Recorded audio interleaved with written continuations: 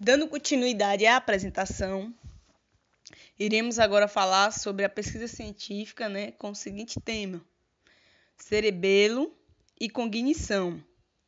Trabalho realizado no âmbito da unidade curricular de neuropsicologia cognitiva.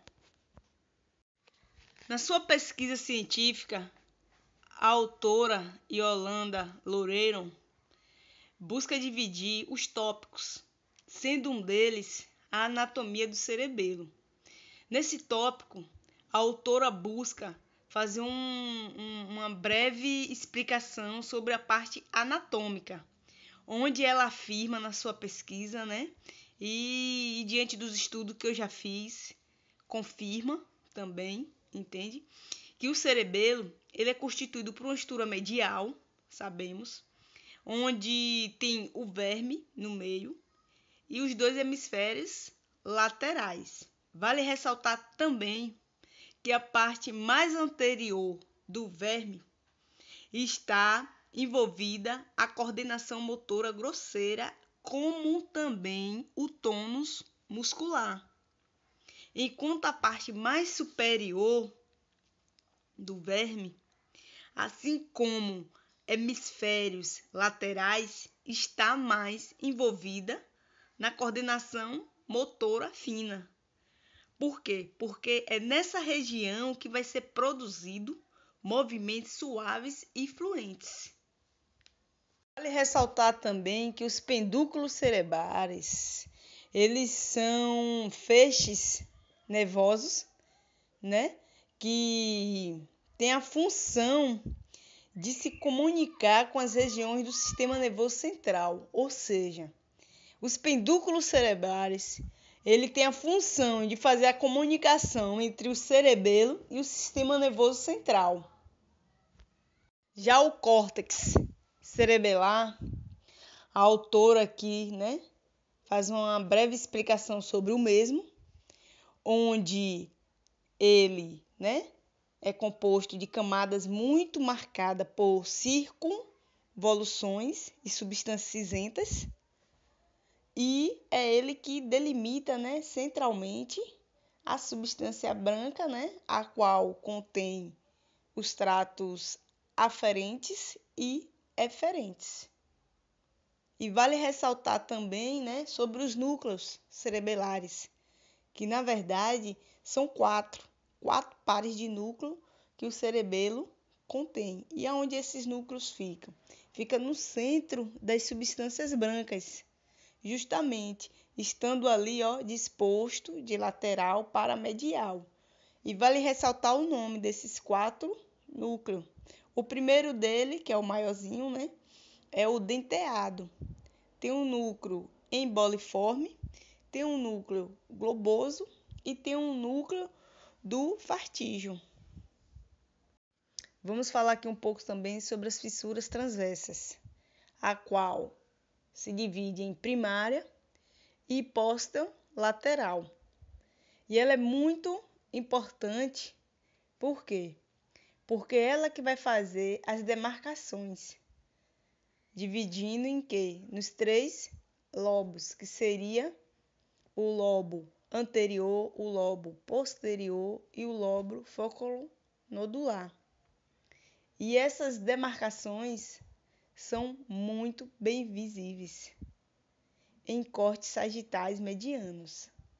Então, essas fissuras transversas buscam dividir justamente o cerebelo em 3 lobos, sendo ele anterior, posterior e o flóculo nodular. E por fim, a autora ressalta aqui a divisão filogenética, a qual é dividida em 3 partes cerebelares, que podem ser distinguidas, como arco-cerebelo ou vestíbulo-cerebelo. Vale ressaltar que essa área aí faz uma conexão bem íntima com o sistema vestibular, controlando assim os movimentos da cabeça e dos olhos. Já a parte paleocerebelo, que também pode ser chamada de espinocerebelo, né, recebe já informações sensoriais proprioceptivas que vêm lá da medula espinal. E qual é a função real dessa área, dessa parte do cerebelo? É justamente se ela tem essa conexão, né, sensorial, proprioceptiva, junto com a medula espinal, então ela vai buscar controlar o quê? A marcha e a postura, coordenando assim os movimentos do tronco e das pernas. E já a parte, né, neocerebelo ou cérebro-cerebelo já é formado pelos hemisférios laterais e com os núcleos denteados, ou seja, essa região neocerebelo é uma região formada pelos hemisférios laterais, justamente, né, com os núcleos denteados, faz parte dessa região. E ela encontra-se em estreita interação com o córtex cerebral e contralateral. E vale ressaltar que ela é responsável pelos movimentos finos e rápidos dos membros superiores. Outro tópico referente à pesquisa que a autora apresenta são as características microscópicas. Coloquei esses dois tópicos aí que vocês estão vendo na imagem, né? O córtex cerebelar, cujo eixo ele é constituído por 3 camadas, sendo a camada mais externa se chama trato molecular, a camada ali mediana, né, é o trato de Purkinje, e a camada mais interna é o trato granuloso. E a autora busca fazer uma ressalva maior referente às células de Purkinje. E vale ressaltar, antes de entrar no tópico células de Purkinje, vale ressaltar que entre essas 3 camadas que compõem o córtex cerebelar, há 5 tipos de células, que são as células em cesta e estreladas, sendo que essas estão presentes no trato molecular, as células de Purkinje, como o tal nome já diz, né? Ela está ali justamente na camada mediana, né? Na chamada trato de Purkinje. E as células granulares e de Golgi, que está ali na última camada, chamada trato granuloso. A autora busca mencionar que as células Purkinje, né? Que na verdade elas são os neurônios principais, né? Que estão presentes justamente ali na linha única da zona limite entre os tratos molecular e granuloso. Então, cada célula de Purkinje é constituída por uma complexa árvore dendrítica que se expande através do trato molecular.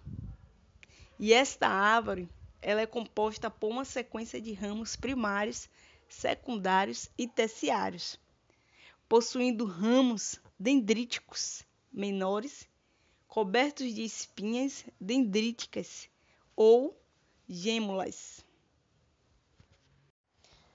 Vale ressaltar aqui que as células de Purkinje, né, ela tá ali naquela camada entre o trato molecular e o trato granuloso.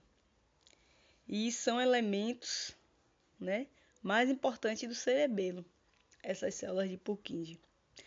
Por quê? Porque elas são piriformes e grandes, dotadas de dendritos que se ramificam na camada molecular e de um axônio que sai em direção oposta, terminando nos núcleos centrais do cerebelo, onde ela exerce o quê? Uma função inibitória. E esses axônios constituem as únicas fibras eferentes do córtex do cerebelo. Então, as células de Purkinje, né? Ela é muito importante, porque essas células que vai constituir as únicas fibras eferentes do córtex do cerebelo. Então, ela que vai estar recebendo, né, as informações, porque é a única via eferente do córtex. Então, ela é de extrema importância a gente saber como elas são formadas, por que tipo de células é formada, né, e qual é a função dela dentro do córtex do cerebelo, que é justamente constituir as únicas fibras eferentes. Outro ponto relevante que a autora traz no seu estudo é sobre os circuitos cerebelares aferentes. Que esses circuitos são o quê? São a série de vias que têm participação exclusivamente motora, mas diante de estudos recentes foram observados que ela não tem só exclusivamente participação motora, mas sim essas vias têm ligação à cognição também. Então, eu trago aqui as principais vias que a autora apontou no seu estudo, sendo que a primeira é via cortiço, ponto cerebelar, a qual faz conexão com o lobo pré-frontal, dorsal medial e o dorso lateral, parietal posterior, temporal superior, região para-hipocâmpica, bem como também o giro do cíngulo. Então, essa via cortiço, ponto cerebelar, ela vai estar fazendo conexões com essas áreas, lobo pré-frontal, dorso medial, dorso lateral, parietal posterior, temporal superior, região para-hipocâmpica, bem como também o giro do cíngulo. Já a via trato olivo-cerebelar, ela vai ter origem lá nos múltiplos núcleos do tronco cerebral, especialmente nos núcleos olivelares, e termina lá em extensas áreas do cerebelo, via pedúnculo cerebelar inferior. Então, essa via do trato olivo-cerebelar, né? Ela vai ter origem lá nos múltiplos núcleos do tronco cerebral, né? Especialmente ali nos núcleos oliverares. E termina nas extensas áreas do cerebelo, que seria aquela via do pedúnculo cerebelar inferior. E a via trato espinho cerebelar dorsal, ela provém lá dos fusos musculares. Elas, na verdade, são receptores táticos da pele, como bem também receptores que se encontram ali na articulação. Qual o objetivo dessa via? Justamente informar o cerebelo sobre o estado momentâneo da contração muscular, como também da tensão que se encontra nos tendões. E vale ressaltar também que ela vai informar sobre a posição e movimentos das partes do corpo, como também a força que está sendo atuada sobre aquele músculo. Então, essa via aí, ela vai desempenhar esse papel. E já a via trato espinho cerebelar ventral, né, ela vai buscar receber já informações dos receptores periféricos, principalmente, né, os sinais motores que vêm de onde? Da medula espinal. A partir do quê? Do cérebro, do trato córtico espinhal ou rublo espinhal, informando assim ao cerebelo sobre as quais síndromes motoras que chegam à medula. A autora também traz as vias eferentes do cérebro, que na verdade são vias sensitivas. Elas são originadas ali do córtex, né, na zona lateral do hemisfério cerebelar, e vai para o núcleo denteado, terminado ali no córtex cerebral. Então, essa linha, né, essa linha ela vai passar justamente pelos núcleos fastigiais e vai seguir para as regiões bulbares e pontinas do tronco cerebral. E ela tem uma grande relação justamente com o aparelho geral do equilíbrio e com os núcleos vestibulares, no sentido de controlar o quê? O equilíbrio, né? Vestíbulo controla o equilíbrio corporal. E vale ressaltar também, né, que ela vai também exercer uma função ali no tronco cerebral, com o intuito justamente de controlar as atitudes posturais do corpo. Então, vias eferentes do cerebelo basicamente vai buscar trazer o equilíbrio, né?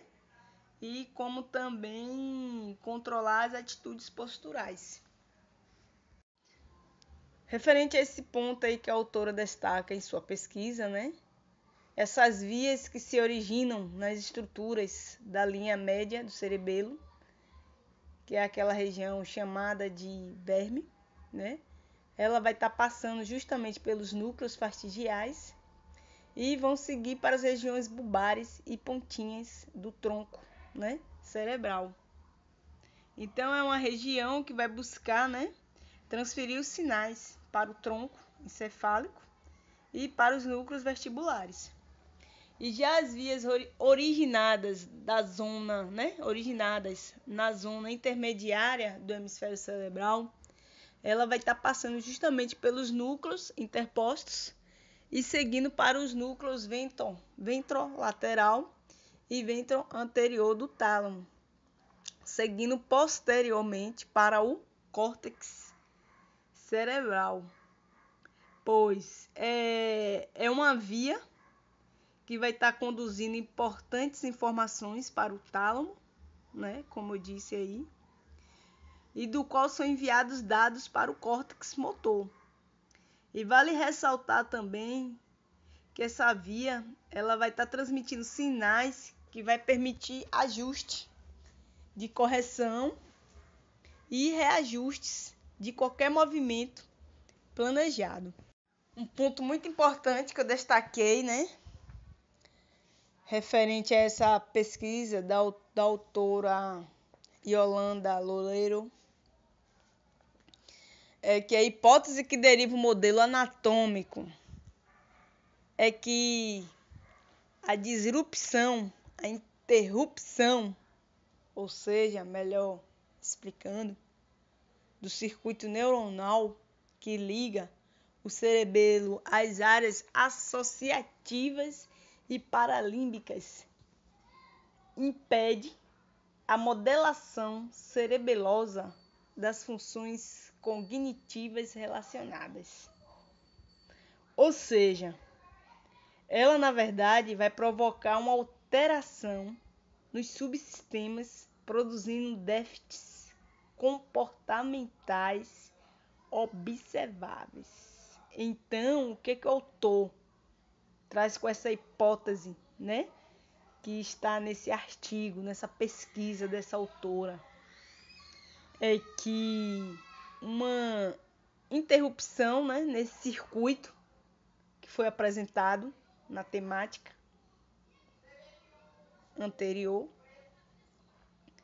que são circuitos neuronal, né, como nós vimos, e que ele está ligado justamente ao cerebelo, àquelas áreas associativas e paralímbicas, pois é uma área que impede a modelação cerebelosa das funções cognitivas relacionadas.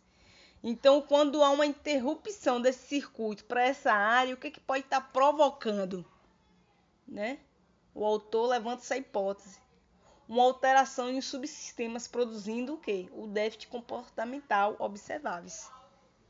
Então, é uma hipótese, né, que a autora menciona desse autor, né, de um estudo que foi feito, que pode ter, sim, uma grande conexão, né, no déficit comportamentais, referente a essa interrupção, né, dos circuitos neuronais, envolvendo justamente essa área do cerebelo, né? Associando com a paralímbica, né? Que é responsável aí pelas funções cognitivas. Agora sim chegamos ao ponto mais importante dessa pesquisa, né? Que é justamente a relação da cognição com o cerebelo. Em primeiro lugar, né, o cerebelo ele faz uma extensiva conexão com as áreas de associação do córtex frontal e parietal. Indicando o quê? Indicando justamente a possibilidade de grande influência cerebelar em processos cognitivos.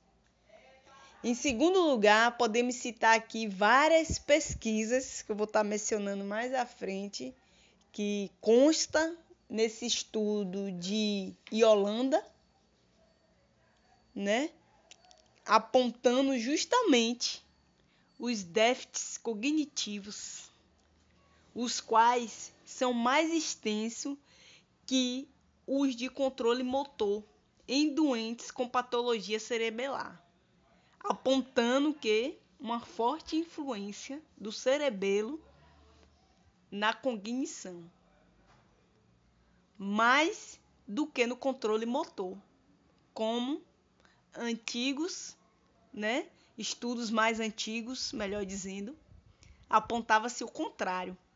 Mas hoje a ciência vem, né, aprofundando nessa conexão de cognição e cerebelo. Agora vamos estar falando aqui sobre as principais pesquisas que a autora Yolanda Loureiro separou, né, no seu artigo, onde ela traz o trabalho de Barrios e Guardia com o seguinte tema: a relação do cerebelo com as funções cognitivas. Evidências, né, neuroanatômicas, clínicas e neuroimagem. O que esses dois, né, esse trabalho, na verdade, trouxe como resultado? Esses autores, o que eles fizeram?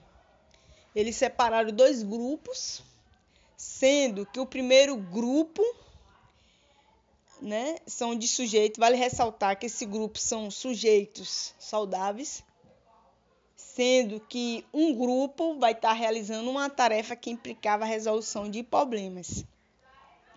E o outro grupo ia estar realizando uma tarefa motora, né, que iria requerer um componente cognitivo.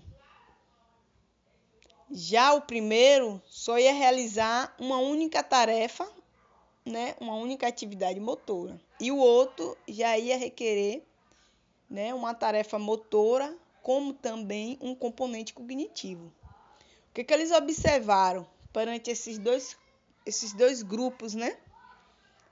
Que o que realizou a tarefa motora experimental, que requeria um componente cognitivo, teve, né, uma extensão justamente na ativação do núcleo denteado do cerebelo, 3 vezes a 4 vezes superior, comparável ao grupo que realizou só uma única tarefa, que era a motora. Então, os autores concluíram que a ativação do núcleo denteado se associa ao processo cognitivo. A autora, né, apresentou através desse estudo Cerebelo e Processo Cognitivo, do autor Barco, de 2004, onde esse autor, né, diante dessa pesquisa, fez um trabalho que durou 7 anos, né? Foi um trabalho que teve como objeto de estudo 13 doentes, né, com isquemia cerebelosa, mais 3 doentes com cerebelite pós-infecciosa e 3 doentes com atrofia cerebelosa cortical. E, por fim, um outro doente com intervenção de tumor cerebeloso medial. O que ele observou nessa pesquisa com esses doentes, trazendo essas patologias?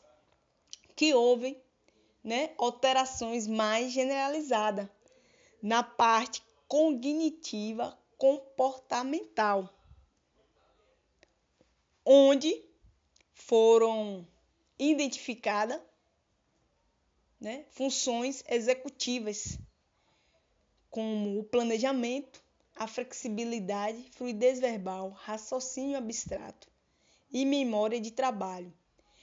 Também apresentou dificuldade na capacidade espaciais, incluindo, né, nessa capacidade espaciais, a organização visoespacial e memória, bem como também a alteração da personalidade, consistente justamente no envolvimento efetivo ou desinibindo, né,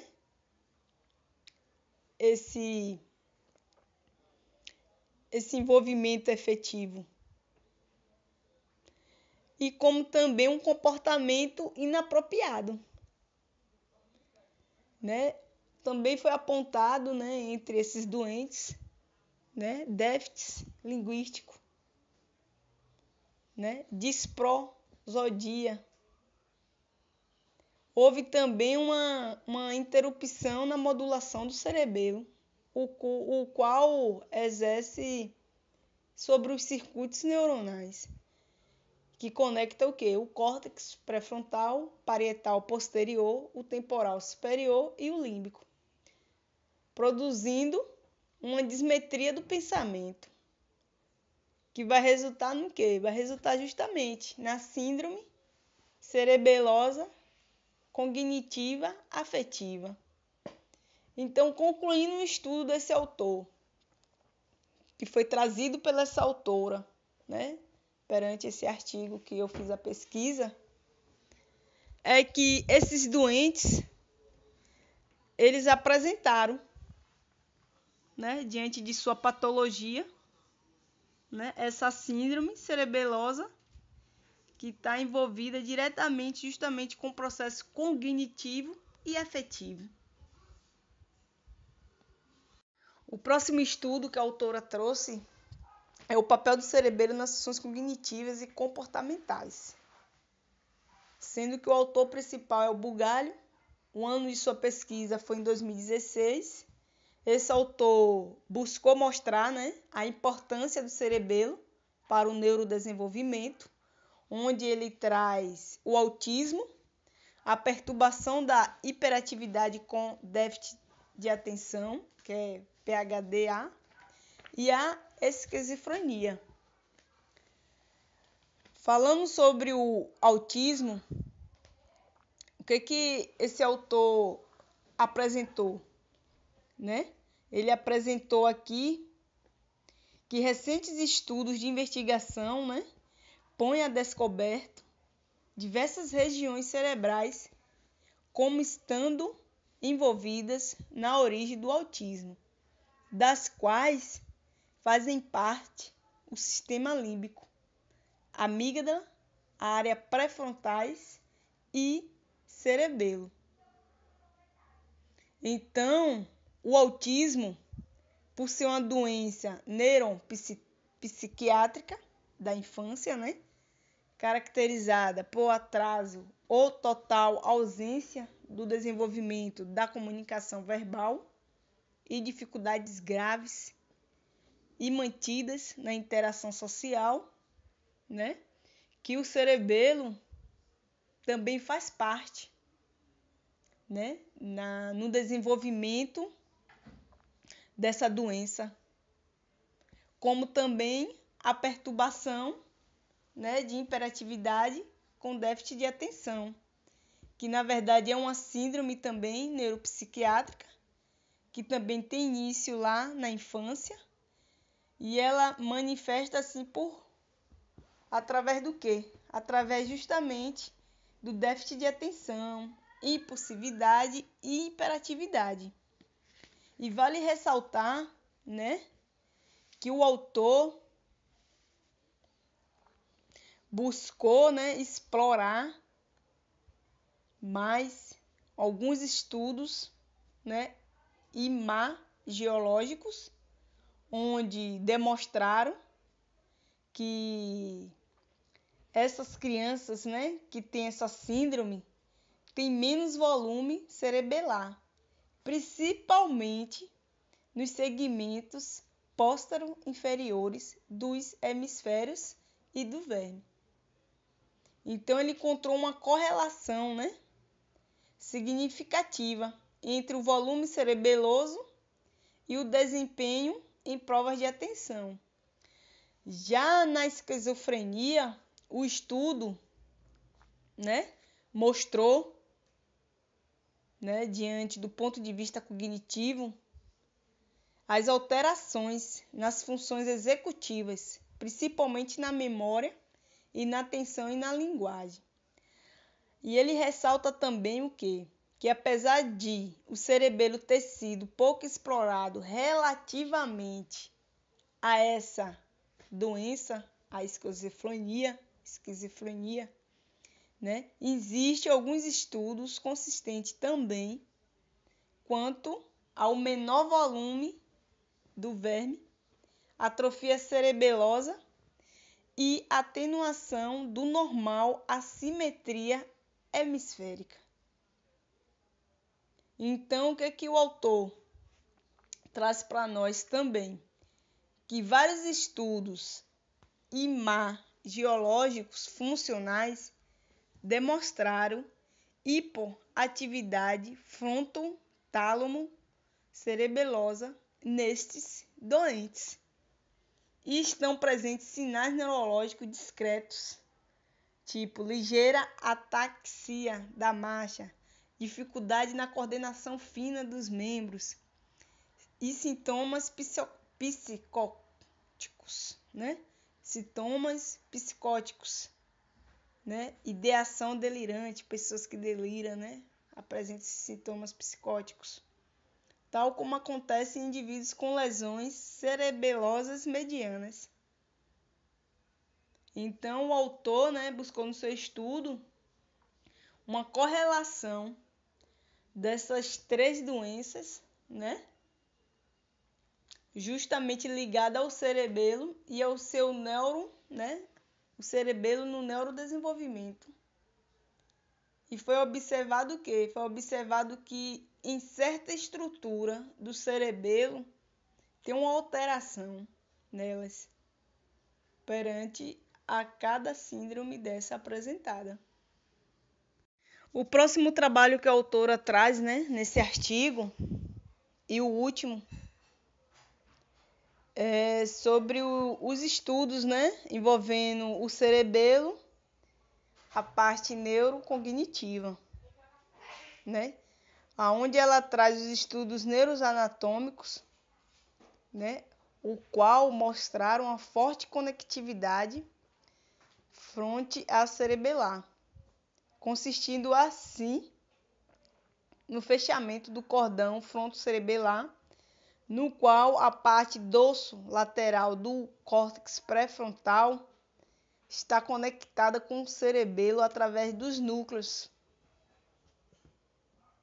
né, enviando assim, né, projeções para o córtex pré-frontal através dos núcleos denteados e tálamos. Então, esse estudo ele foi apresentado, né, nessa pesquisa, onde foram observados muitos relatos de doentes com déficits linguísticos desenvolvidos após lesões cerebelares focais direitas, o qual levou à noção de lateralidade linguística do cerebelo e buscou enfatizar através do mesmo o envolvimento do hemisfério cerebelar direito no processamento da linguagem e através do cruzamento da conectividade cerebelar-cerebral. Então, esse estudo, né, ele buscou trazer vários relatos de doentes, né, com déficits linguísticos, onde foi identificado, né, uma forte correlação com a parte do hemisfério cerebelar direito, que é justamente uma região, né, que está localizado o processamento da linguagem. E, por fim, né, pode-se concluir através desse artigo que, à medida, né, que vão se aperfeiçoando os estudos de neuroimagem, né, o avanço da ciência, né, nas funções neuropsicológicas, são cada vez mais descobertas e alterações cognitivas em doentes com lesões cerebelosas. Então, a autora, né, trouxe nesse artigo diversos trabalhos científicos comprovando a forte influência do cerebelo na cognição, né? Então, a autora também aqui menciona, né, como conclusão do seu trabalho, que o conhecimento da existência de regiões especializadas em certas tarefas cognitivas específicas, como o núcleo denteado e as regiões laterais dos hemisférios cerebelosos, e o conceito de domínio hemisférico cerebeloso esquerdo sobre determinadas funções, põe em evidências a necessidade de investigar com melhor precisão todas as vias com o propósito de evitar lesões cerebelosas que até antigamente não se dava tanta importância, promovendo assim, né, menores déficits nos doentes com essas lesões. Então, é uma área que a ciência vem se aprofundando, né? Não tem muitos estudos referente ao cerebelo e à cognição, mas é uma área que vem despertando, né? Vem despertando para os cientistas da área, né, de neuro, e que hoje podemos afirmar, né, que o cerebelo tem forte influência nessa parte, né, da função cognitiva. Então foi muito importante para nós acadêmicos, né, fazer esse estudo desses artigos e agradecer pela apresentação e pelo conhecimento que eu e minha colega Monique tivemos com esses dias, né, de estudos. Por fim, eu trago aqui, né, alguns pontos relevantes sobre como manter um cerebelo saudável, sendo o primeiro ponto não fumar, o segundo, limitar o consumo de álcool, o terceiro, fazer exercício físico, o quarto, proteger a cabeça, principalmente para aqueles que são ciclistas, motociclistas, ou até mesmo para aqueles que vão utilizar os mesmos. Buscando sempre, né, utilizar o capacete para ambos. E evitar a manipulação de chumbo. Sabemos que o chumbo é um material pesado e que prejudica muito o cerebelo. E mais à frente, algumas referências que foram utilizadas para essa apresentação. Gratidão. Muito obrigada.